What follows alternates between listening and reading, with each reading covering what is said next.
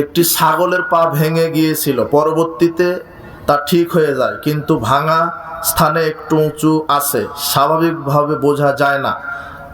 এইটা দিয়ে কুরবানি হবে কি না?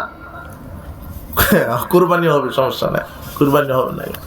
যদি না খোঁড়া, স্পষ্ট খোঁড়া যদি না হয়, কথা বুঝেননি?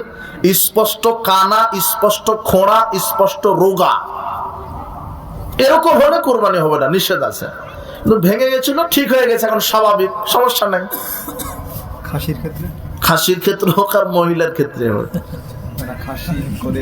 ও খাসি সমস্যা নাই। ওটা শুধু গোস্তের দুর্গন্ধ বা স্বাদটা ঠিক রাখার জন্য ওটা করে। হ্যাঁ, পাঠাকে খাসি বানানো, ওটাও যায়, সমস্যা নাই। ওটা খুদ না, ওটা খুদ না। হ্যাঁ, কুরবানি পরে, আগে সালাত আদায় করেন নাকি এটা দেখেন। আল্লাহ বলছেন আগে সালাত, তারপরে কুরবানি।